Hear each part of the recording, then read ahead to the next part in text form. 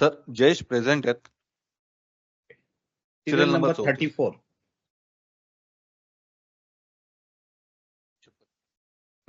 मी तुमचं नाव? जयेश कुलकर्णी देवा शपथ सांगतो की मी सत्य बोलेल, सत्य तेच बोलेल आणि सत्याशिवाय अन्य काही बोलणार नाही. नमस्कार.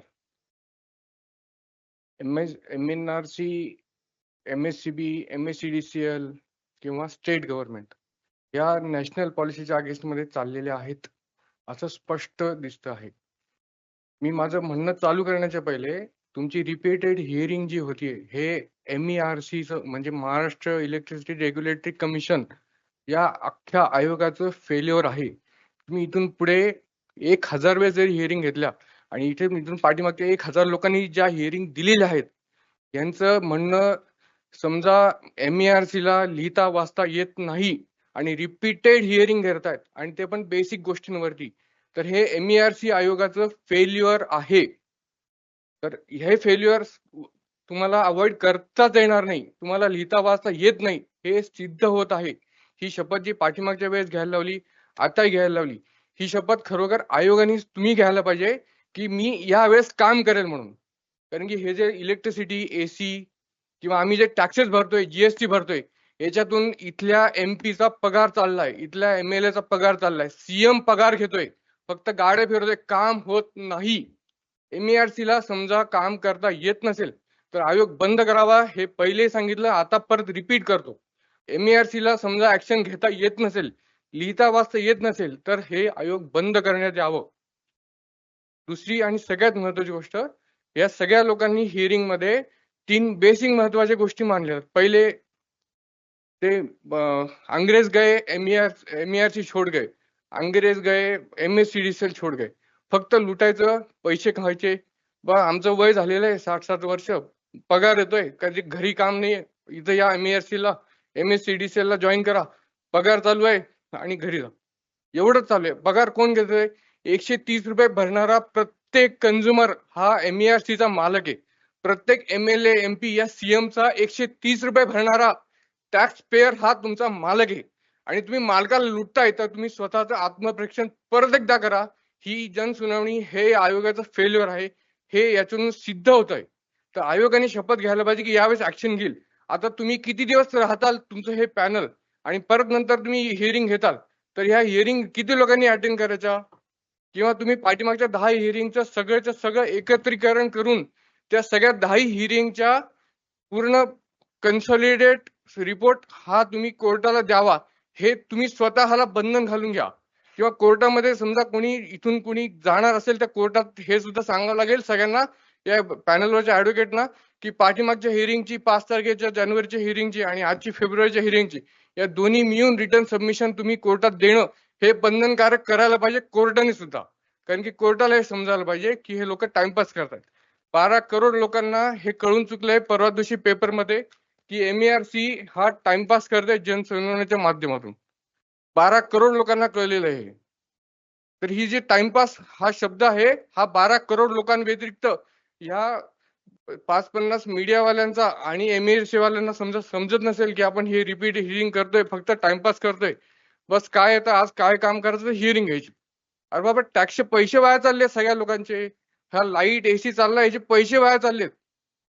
हे याच्याकडे लक्ष आहे का? हा आयोग त्यांच्या पगारातून देणार आहे का पैसे? किंवा आज हिअरिंग घेतली औरंगाबादला 1 लाख रुपयाचं लाईट बिल खर्च झालं, तर आम्ही 1 लाख रुपये पगारातून सगळ्यांच्या पगारातून 25,000 रुपये कापून घ्या म्हणून.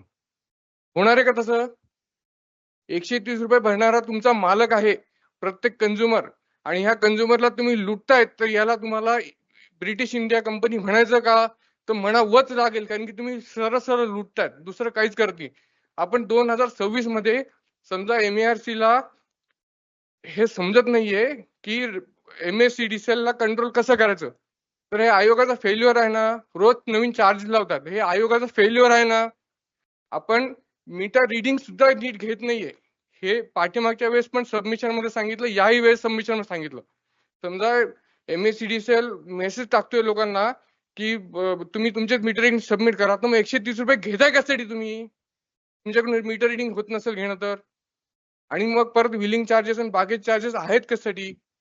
महाराष्ट्रात समजा आज इंडस्ट्री किंवा या बिझनेस लोकांमुळे समजा आज मागे पडला, तर याचं कारण फक्त MERC आयोग आहे, दुसरं कुठलंही कारण नाही. लोकांना बिझनेस करायला सपोर्ट नाही भेटत आहे MERC आणि MSCDCL कडून, तर हे स्टेट गव्हर्नमेंट संपूर्ण फेल्युअर होईल. इलेक्ट्रिसिटी या सगळ्यांची बेसिक आवश्यकता झालेली आहे. तर समजा MERC आयोगाने काहीच्या काही चार्जेस लावून मीटर रिडिंग न घेता गलत बिल देणं हा सगळा प्रकार बंद नाही केला, तर या हिअरिंग तुम्ही याच्या पुढे 1000 हिअरिंग घेतल्या तरी याचा उपयोग होणार नाही.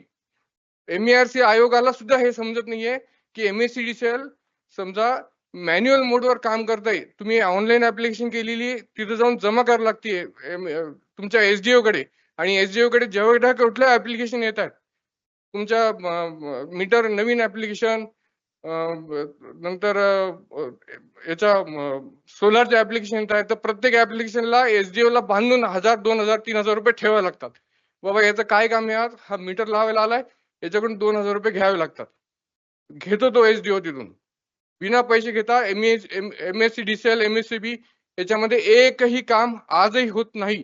हे पाठीमागच्या सबमिशनला सांगितलं, याही सबमिशन सांगितलं. आणि MERC आयोगामध्ये खरोखर ट्रान्सपरंट काम करण्याची कुवत असेल, हिंमत असेल, तर त्यांनी इथल्या कंझ्युमरचा डेटा घ्यावा, प्रत्येक कंझ्युमरच्या घरी जावं आणि विचारावं, बाबा इथं मीटर रिडिंग होती का बरोबर, तुम्हाला सर्व्हिसेस प्रॉपर मिळत आहेत का. हे आत्मपरीक्षण तुम्ही जोपर्यंत करणार नाही तोपर्यंत ह्या सगळ्या ऍप्लिकेशनचा, ह्या सुप्रीम कोर्टाने हे सांगितलं, हायकोर्टाने हे सांगितलं, ह्या कोर्टाने त्या पैसे तर आज माझ्या खिशातून, जनतेच्या खिशातून, कंझ्युमरच्या खिशातून 130 रुपये तुमच्या पगारासाठी चाललेत ना. आज याला थांबवू शकता का तुम्ही? आज आज आहे का हिंमत स्टेट गव्हर्नमेंट मध्ये एक टॅक्स फ्री डे डिक्लेअर करून टाका तुम्ही. बघा आज 5 मे आहे, महाराष्ट्र स्थापना दिवस आहे, तर 6 मेला आपण एक दिवस टॅक्स फ्री दिवस चालतं का तसं केलेलं? किंवा आम्हाला आजच्या 2 महिन्यांनी 3 महिन्यांनी लाईट बिल भरायची तेवढी फॅसिलिटी दिली आहे का तुम्ही? तुमच्याकडून समजा 6-6 महिने ऍक्शन घेणं होत नाहीये, रिपीटेड हिअरिंग होत आहेत, काम तुम्हाला लिहिलेलं वाचता येत नाही, लिहिता येत नाही, ऍक्शन घेता येत नाही, तुमच्याकडून काम होत नाहीये, तर तुम्ही 6 महिने लाईट बिल भरलेलं चालते असं सर्क्युलर काढू शकता का? रिपीटेड त्याच हिअरिंग याच्या. आता तुम्ही किती दिवस शिकताल याच्यावरती सगळे प्रश्न डिपेंड. आता तुम्ही परत रिझाईन करून टाकलं किंवा तुमच्यातला एखादा माणूस परत काहीतरी कुठल्या कारणाने बदलला, तर तुम्ही रिपीटेड हिअरिंग घेऊन परत हेच काम करणार आहे का? किती वेळेस तेच टॅक्सेस लावायचे, किती वेळेस तेच चार्जेस लावायचे. 130 रुपये भरणारा हा तुमच्या मालकाला तुम्ही लुटतायत. याच्यावरती तुमचं स्वतःचं अस्तित्व तुम्ही बघा एकदा आत्मपरीक्षण करून, की तुम्हाला स्वतःला कुठला शब्द अप्रोप्रिएट बसतो, तुम्ही स्वतःला काय म्हणून घ्यायचंय. 130 रुपये भरणारा हा माणूस तुमचा मालक आहे. इथल्या CMचा मालक 130 रुपये भरणारा कंझ्युमर आहे, आणि तुम्ही लुटू लागले आज त्याला. तर तुम्हाला पाठीमागची हिअरिंग आणि या हिअरिंग दोन्हीचा आपण सर मुद्द्यावर या ना. आपण मॅडम चार्जेस लावताय तुम्ही मॅडम ऑर्डरच्या मुद्द्यावर प्लीज या. मॅडम तुम्ही MSCDCL आज ऑफलाईन ऍप्लिकेशन घेतोय आणि तिथं कंझ्युमर गेल्यावरती त्याच्याकडून पैसे घेतोय. हा तुम्हाला मुद्दा सांगावा वाटतो. याच्यात आयोगाचा फेल्युअर नाही का? ऑफलाईन घेताय तुम्ही, अजून तुम्हाला ऑनलाईन कम्प्लीट करता येत नाही का सिस्टम? चार्जेस रोजच्या ऑर्डर बद्दल आज पब्लिक हिअरिंग आहे. ऑर्डरचे काय मुद्दा असेल तर प्लीज सांगावे. सोलारचे रजिस्ट्रेशन चार्जेस कशामुळे द्यावे लागतात? सोलारचे रजिस्ट्रेशन चार्जेस कशामुळे लागतात तुम्हाला? आहे का उत्तर तुमच्याकडे? आपलं सबमिशन सगळं आपण लिखत मध्ये द्यावं. आयोगाने त्याच्यावर विचार करणार नक्की. मॅडम पाठीमागच्या वेळेस काय विचार केला? रिटर्न मध्ये आपण पाठीमागच्या वेळेस काय विचार केला? रिटर्न मध्ये दिलेलं आहे, काय विचार केला पाठीमागच्या वेळेस? काय ऍक्शन झाली त्याच्यावरती? आपला प्लीज रिटर्न मध्ये सगळं सबमिशन द्यावं. मॅडम पाठीमागच्या वेळेस दिलेली ऍक्शन काय केली सांगा ना. आता इथे 50 लोक आहेत, सांगा ना. कुलकर्णी मला तुम्ही बोलू पण देत नाही. तुम्ही कुलकर्णी तुम्हाला बोलायला दिलेलं आहे, आयोगाने तुम्हाला बराच वेळ दिलाय, ऐकून घ्या. MSCDCL चार्जेस लावतात. एक मिनिट सर, बरं ठीक आहे, एक मिनिट. तुम्ही ऐकून घ्या कुलकर्णी, अनलिमिटेड चार्जेस ऐकून घ्या. तुम्ही तुमचं जे सबमिशन आहे, तुम्ही म्हणाला तुम्ही जे सबमिशन दिलेलं आहे त्याच्यावर अद्याप ऑर्डर निघाली नाही. ऑर्डर निघेल त्यावेळेस त्याच्यावर आयोग त्याच्यावर विचार करेल आणि भाष्य. सर MSCDCL ह्या दिलेल्या कंप्लेंट सुद्धा फोर्सफुली क्लोज करताय, काय म्हणणं? त्याच्यावरच बोला तुम्ही. वारंवार जे 130 रुपये आणि तुमच्या पगारावर आयोग चालतं हे तुमचं जवळजवळ 4 ते 3 ते 4 वेळा झालेलं आहे. तुम्ही एकदा मुद्दा बोलला, आमच्या लक्षात आलं. MSCDCL ला कंप्लेंट केल्यावरती ती कंप्लेंट MSCDCL फोर्सफुली क्लोज करतं विदाउट कन्सेंट, किंवा ते त्या कंप्लेंट वरती ऍक्शन पण घेत नाही. काय म्हणणं लक्षात आलं? पुढचा मुद्दा बोला. SDO तिथं प्रत्येक सोलरच्या ऍप्लिकेशनला 2000-5000 रुपये मागतो, काय म्हणणं आहे? ते तुम्ही रिटर्न मध्ये आम्हाला द्या, त्याचे आम्ही इन्व्हेस्टिगेशन करू. सर तुम्ही इन्व्हेस्टिगेशन तुम्हाला आता आम्ही हे बघा, ही पब्लिक हिअरिंग आहे. तुम्हाला आयोग ह्याच्यावर तुमच्या प्रत्येक प्रश्नाला उत्तर देऊ शकत नाही. तुमचे जे मुद्दे आलेत आम्हाला समजलेले आहेत, आम्ही ह्याच्यावर उत्तर देऊ. तुम्ही रिटर्न मध्ये द्या आणि तुम्ही ओरली पण खूप बोललात आता. आलं का लक्षात?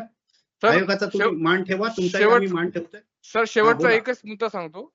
हा बोला. पण तुम्हाला खूप सिरियसली म्हणजे MERC आयोगाला खूप सिरियसली शेवटचा मुद्दा एवढाच आहे की तुम्ही सांगा.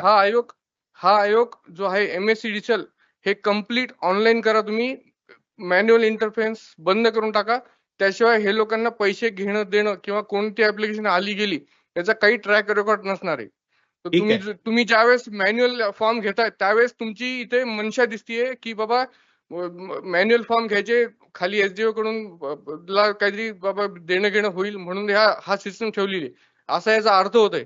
आणि तुम्हाला ठीक आहे. परत जनसुनावणी न करता तुम्ही ह्या वेळेस ऍक्शन घ्यावी अशी तुम्हाला रिक्वेस्ट आहे. ठीक थँक्यू. आहे. ठीक आहे. अमोल रोडे.